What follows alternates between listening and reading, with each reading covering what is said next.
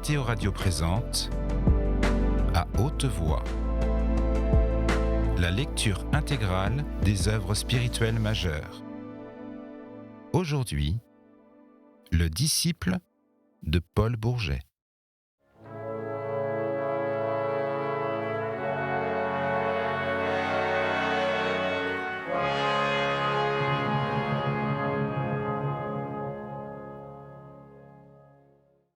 Voilà sous quelles apparences se présentait ce savant, dont toutes les actions furent dès le premier mois aussi méticuleusement réglées que celles d'un ecclésiastique. Il occupait un appartement de 700 francs de loyer, situé au 4e, et composé d'une chambre à coucher, d'un salon de travail, d'une salle à manger grande comme une cabine de bateau, d'une cuisine, d'une chambre de bonne, le tout donnant sur le plus large horizon. Le philosophe voyait de ses fenêtres l'étendue entière du jardin des plantes, la colline du Père-Lachaise, très au loin, dans le fond, à gauche, par-delà une espèce de creux qui marquait la place de la Seine. La gare d'Orléans et le dôme de la Salpêtrière se dressaient en face de lui, et à droite, la masse du cèdre noircissait sur le fouillis vert ou dépouillé, suivant la saison, des arbres du labyrinthe. Des fumées d'usines se tordaient sur le ciel gris ou clair, à tous les coins de ce vaste paysage d'où s'échappait une rumeur d'océan lointain, coupée par des sifflements de locomotives ou de bateaux. Sans doute, en choisissant cette Thébaïde, M. Sixte avait cédé à une loi générale, quoique inexpliquée, de la nature méditative. Presque tous les cloîtres ne sont-ils pas bâtis dans des endroits qui permettent d'embrasser par le regard une grande quantité d'espace ? Peut-être ces vues démesurées et confuses favorisent-elles les concentrations de la pensée que distrairait un détail trop voisin, trop circonstancié. Peut-être les solitaires trouvent-ils une volupté de contraste entre les inactions songeuses et l'ampleur du champ où se développe l'activité des autres hommes. Quoi qu'il en soit, de ce petit problème qui se rattache à cet autre, trop peu étudié, la sensibilité animale des hommes d'intelligence, il est certain que ce paysage mélancolique était depuis 15 ans le compagnon avec qui le silencieux travailleur causait le plus. Son ménage était tenu par une de ses domestiques, comme en rêvent tous les vieux garçons, sans se douter que la perfection de certains services suppose chez le maître une régularité correspondante d'existence. Dès son arrivée, le philosophe avait demandé simplement au concierge une femme de charge pour ranger son appartement et un restaurant d'où il fit venir ses plats. Ces deux demandes risquaient d'aboutir aux pires conséquences. Un service fait à la diable et une nourriture de poison. Elles eurent ce résultat inattendu d'introduire dans l'intérieur d'Adrien Sixte précisément la personne que rêvaient ses vœux les plus chimériques, si toutefois un abstracteur de quintessence, comme Rabelais appelle cette sorte de songeur, garde le loisir de former des vœux. Ce concierge, d'après les us et coutumes de tous les concierges dans les maisons à petits appartements, augmentait le revenu trop faible de sa loge au moyen d'un métier manuel. Il était cordonnier en neuf et en vieux, disait une pancarte collée à la vitre de la fenêtre sur la rue. Parmi ses clients, le père Carbonnet, c'était son nom, comptait un prêtre domicilié rue Cuvier. Ce prêtre âgé, retiré du monde, avait pour domestique mademoiselle Mariette Trapenard, une femme de 40 ans environ, habituée depuis des années à tout gouverner chez son maître.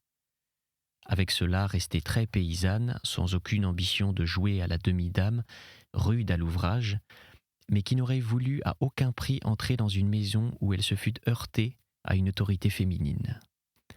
Le vieux prêtre venait de mourir presque subitement dans la semaine qui précéda l'installation du philosophe rue Guy de la Brosse.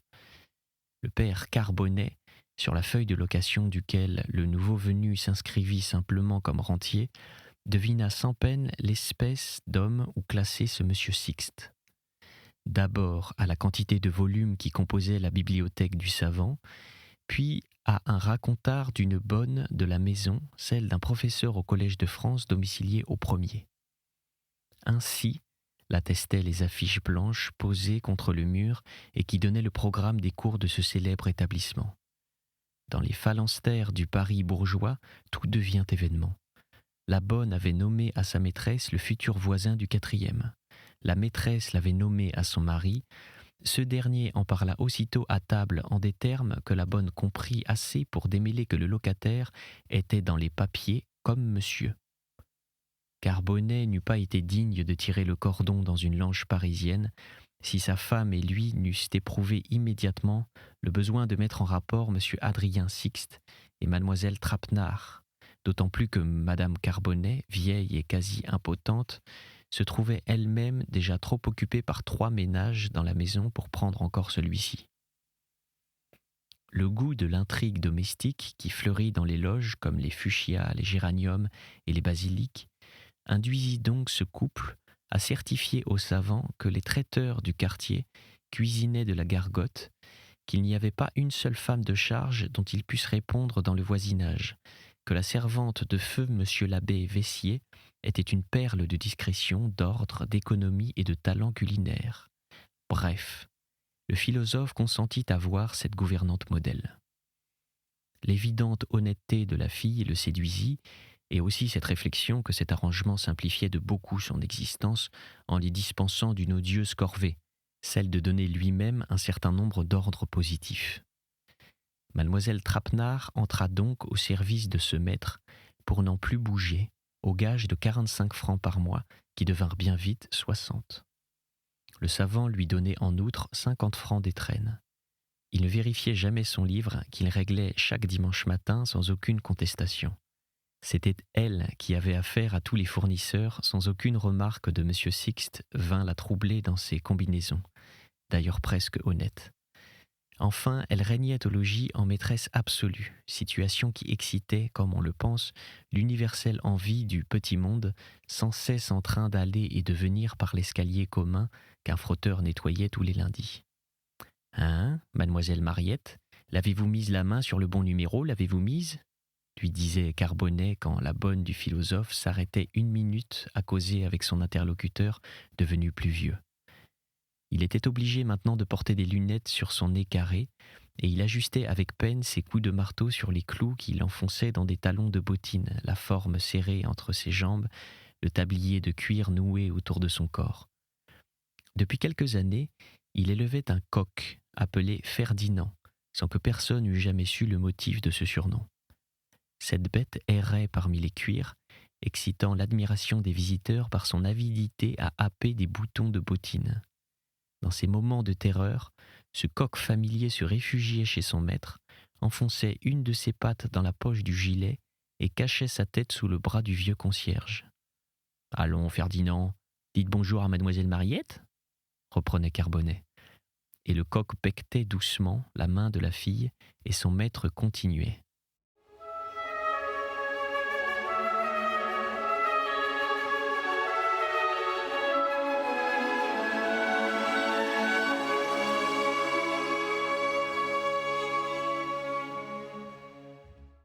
Je dis toujours, ne vous désespérez pas d'une mauvaise année, il en viendra 2 tout de suite, et aussi des bonnes. Elles se suivent, comme Ferdinand suit les poules, n'est-ce pas, Gourgandin ? C'est vrai, répondait Mariette. Il faut en convenir pour un brave homme. Monsieur est un brave homme, quoique pour la religion c'est un païen, qui n'est pas allé une fois à la messe depuis ses 15 ans. Il y en a tant qui y vont, répliquait Carbonnet, que c'est des gaillards qui vous mènent des vies de remplaçants entre 4 et minuit catimini. Ce fragment de conversation peut être donné comme le type de l'opinion que mademoiselle Mariette nourrissait sur son maître. Mais cette opinion demeurait inintelligible, et si l'on ne rappelait ici les travaux du philosophe et de l'histoire de sa pensée. Né en 1839 à Nancy, où son père tenait une petite boutique d'horlogerie et remarqué de bonne heure pour la précocité de son intelligence, Adrien Sixte a laissé parmi ses camarades le souvenir d'un enfant chétif et taciturne, doué d'une force de résistance morale qui éloignait dès lors de la familiarité. Il fit des études d'abord très brillantes, puis moyennes, jusqu'à ce que dans la classe de philosophie qui portait le nom de logique, il se distingua par des aptitudes exceptionnelles. Son professeur, frappé de son talent de métaphysicien, voulut le décider à préparer l'examen de l'école normale. Adrien s'y refusa et déclara d'ailleurs à son père que métier pour métier, il préférait à tous un travail manuel. « Je serai horloger, comme toi », fut sa seule réponse aux objurgations de son père, qui caressait comme les innombrables artisans ou commerçants français dont les enfants fréquentent le collège, le rêve pour son fils d'un avenir de fonctionnaire. Monsieur et Madame Sixte, car Adrien avait encore sa mère, ne pouvaient d'ailleurs reprocher quoi que ce fût à ce garçon qui ne fumait pas, n'allait pas au café, ne se montrait jamais avec une fille, enfin qui faisait leur orgueil et aux volontés duquel ils se résignèrent, le cœur navré. Ils renoncèrent à ce qu'il prît aucune carrière, mais ils ne consentirent pas à le mettre en apprentissage. Et le jeune homme vécut chez eux sans autre occupation que d'étudier à sa guise. Il employa ainsi 10 années à se perfectionner dans l'étude des philosophies anglaises et allemandes, dans les sciences naturelles et particulièrement dans la physiologie du cerveau, dans les sciences mathématiques. Enfin, il se donna, comme l'a dit de lui-même un des grands écrivains de notre époque, cette violente encéphalite, cette espèce d'apoplexie de connaissances positives qui fut le procédé d'éducation de Carlyle et de Mill, de M. Taine et de M. Renan, de presque tous les maîtres de la philosophie moderne. En 1868, le fils du petit horloger de Nancy, âgé alors de 29 ans, publia un gros volume de 500 pages intitulé « Psychologie de Dieu », qu'il n'envoya pas à plus de 15 personnes, mais qui eut la fortune inattendue d'un scandaleux retentissement. Ce livre, écrit dans la solitude de la pensée la plus intègre, présentait ce double caractère d'une analyse critique aiguë jusqu'à la cruauté et d'une ardeur dans la négation exaltée jusqu'au fanatisme. Moins poète que M. Taine, incapable d'écrire la magnifique préface de l'intelligence et le morceau sur l'universel phénoménisme, moins desséché que M. Ribot, qui préludait déjà par ses psychologues anglais à la belle série de ses études, la psychologie de Dieu alliait à la fois l'éloquence de l'un et la pénétration de l'autre. Et elle avait la chance, non cherchée, de s'attaquer directement au problème le plus passionnant de la métaphysique. Une brochure d'un évêque très en vue, une allusion indignée d'un cardinal dans un discours au Sénat, un article foudroyant du plus brillant critique spiritualiste dans une célèbre revue, suffirent pour désigner l'ouvrage aux curiosités de la jeunesse sur lequel passait un vent de révolution, symptôme avant-coureur des bouleversements prochains.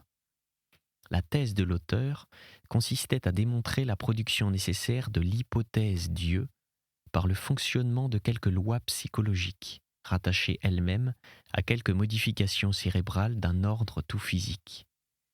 Cette thèse était établie, appuyée, développée, avec une âpreté d'athéisme qui rappelait les fureurs de Lucrèce contre les croyances de son temps. Il arriva donc au solitaire de Nancy que son œuvre, conçue et composée comme dans une cellule, fut du premier coup mêlée d'une manière tapageuse à la bataille des idées contemporaines. On n'avait pas rencontré depuis des années une pareille puissance d'idées générales mariée à une telle ampleur d'érudition, ni une si riche abondance de points de vue unis à un si audacieux nihilisme. Mais tandis que le nom de l'écrivain devenait célèbre à Paris, ses parents, ceux qui vivaient auprès de lui sans le connaître, l'avaient élevé, demeuraient atterrés de son succès. Quelques articles de journaux catholiques désespéraient Madame Sixte. Le vieil horloger tremblait de perdre sa clientèle dans l'aristocratie nancéenne. Toutes les misères de la province crucifièrent le philosophe qui allait prendre le parti de quitter sa famille quand l'invasion allemande et l'épouvantable naufrage national détournèrent de lui l'attention de ses compatriotes et de ses parents.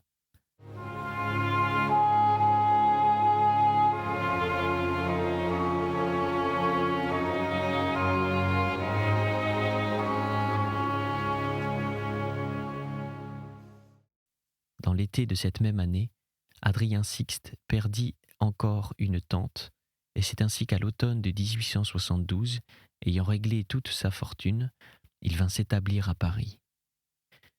Ses ressources consistaient, grâce à l'héritage de son père et à celui de cette tante, dans 8 000 francs de rente placés en viager.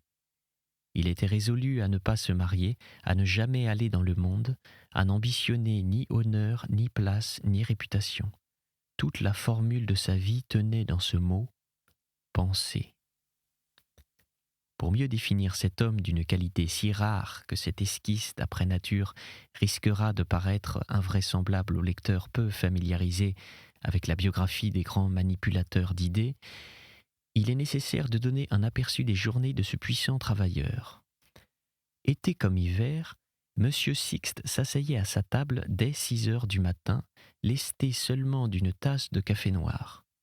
À 10 heures, il déjeunait, opération sommaire et qui lui permettait de franchir à 10h30 la porte du jardin des plantes. Il se promenait là jusqu'à midi, poussant quelquefois sa flânerie vers les quais et du côté de Notre-Dame. Un de ses plaisirs favoris consistait dans de longues séances devant la cage des singes et la loge de l'éléphant. Les enfants et les servantes qui le voyaient rire, comme il riait silencieusement et longuement aux férocités et au cynisme des macaques et des ouistitis, ne soupçonnaient guère la misanthropique pensée que ce spectacle soulevait dans le savant qui comparait en lui-même la comédie humaine à la comédie simiesque, comme il comparait à notre folie habituelle la sagesse de l'animal si noble qui fut le roi du globe avant nous. Vers midi, M. Sixte rentrait, et de nouveau il travaillait jusqu'à 4 heures. De 4 à 6, il recevait 3 fois la semaine des visiteurs qui étaient presque toujours des étudiants, des maîtres occupés aux mêmes études que lui, des étrangers attirés par une renommée aujourd'hui européenne. 3 autres fois il sortait et faisait les quelques visites indispensables. À 6 heures, il dînait, sortait encore, allant cette fois le long du jardin fermé jusqu'à la gare d'Orléans. À 8 heures, il rentrait, réglait sa correspondance ou lisait. À 10 heures, toute lumière s'éteignait chez lui. Cette existence monastique avait son repos hebdomadaire du lundi, le philosophe ayant observé que le dimanche déverse sur la campagne un flot encombrant de promeneurs. Ce jour-là, il partait de grand matin, montait dans un train de banlieue et ne rentrait que le soir. Il ne s'était pas une fois, durant ses 15 ans, départi de cette régularité absolue. Pas une fois il n'avait accepté une invitation à manger dehors, ni pris place dans une salle de spectacle. Il ne lisait jamais un journal, s'en rapportant pour le service de ses publications à son éditeur et ne remerciant jamais d'un article. Son indifférence politique était si complète qu'il n'avait jamais retiré sa carte d'électeur. Il convient d'ajouter, pour fixer les traits principaux de cette figure singulière, qu'il avait rompu tout rapport avec sa famille et que cette rupture se fondait comme les moindres actes de cette vie sur une théorie. Il avait écrit dans la préface de son second livre, Anatomie de la volonté, cette phrase significative. Les attaches sociales doivent être réduites à leur minimum pour celui qui veut connaître et dire la vérité dans les domaines des sciences psychologiques. Par un motif semblable, cet homme si doux, qui n'avait pas fait 3 observations à sa servante depuis 15 ans, s'interdisait systématiquement la charité. Il pensait sur ce point comme Spinoza, qui a écrit dans le livre 4e de l'Éthique « La pitié chez un sage, qui vit d'après la raison, est mauvaise et inutile. » Ce saint laïc, comme on l'eût appelé aussi justement que le vénérable Émile Littré, haïssait dans le christianisme une maladie de l'humanité. Il en donnait ces 2 raisons. D'abord, que l'hypothèse d'un Père céleste et d'un bonheur infini avait développé à l'excès dans l'âme le dégoût du réel et diminué la puissance d'acceptation des lois de la nature. Ensuite, qu'en établissant l'ordre social sur l'amour, c'est-à-dire sur la sensibilité, cette religion avait ouvert la voie aux pires caprices des doctrines les plus personnelles. Il ne se doutait point d'ailleurs que sa fidèle domestique lui cousait des médailles bénites dans tous ses gilets, et son inadvertance à l'endroit de l'univers extérieur était si complète qu'il faisait maigre les vendredis et autres jours prescrits par l'Église, sans apercevoir cet effort caché de la vieille fille pour assurer le salut d'un maître dont elle disait quelquefois, reproduisant sans le savoir elle-même un mot célèbre, « Le bon Dieu ne serait pas le bon Dieu s'il avait le cœur de le damner ». Cette année d'un labeur continu dans cet ermitage de la rue Guy de la Brosse avait produit, outre cette anatomie de la volonté, une théorie des passions en 3 volumes, dont la publication aurait été plus scandaleuse encore que celle de la psychologie de Dieu, si l'extrême liberté de la presse et du livre, depuis tantôt 10 ans, n'avait habitué les lecteurs à des audaces de description que la tranquille férocité technique d'un savant ne saurait égaler. Dans ces 2 livres se trouvait précisée la doctrine de M. Sixte, qu'il est indispensable de résumer ici en quelques traits généraux, pour l'intelligence du drame auquel cette courte biographie sert de prologue. Avec l'école critique issue de Kant, l'auteur de ces 3 traités admet que l'esprit est impuissant à connaître des causes et des substances et qu'il doit seulement coordonner des phénomènes. Avec les psychologues anglais, il admet qu'un groupe parmi ces phénomènes, celui qui est étiqueté sous le nom d'âme, peut être l'objet d'une connaissance scientifique à la condition d'être étudié d'après une méthode scientifique. Jusqu'ici, comme on voit, il n'y a rien dans ces théories qui les distingue de celles que messieurs Taine, Ribot et leurs disciples ont développées dans leurs principaux travaux. Les 2 caractères originaux des recherches de M. Sixte sont ailleurs. Le premier réside dans une analyse négative de celle qu'Herbert Spencer appelle l'inconnaissable. On sait que le grand penseur anglais admet que toute réalité repose sur un arrière-fond qu'il est impossible de pénétrer.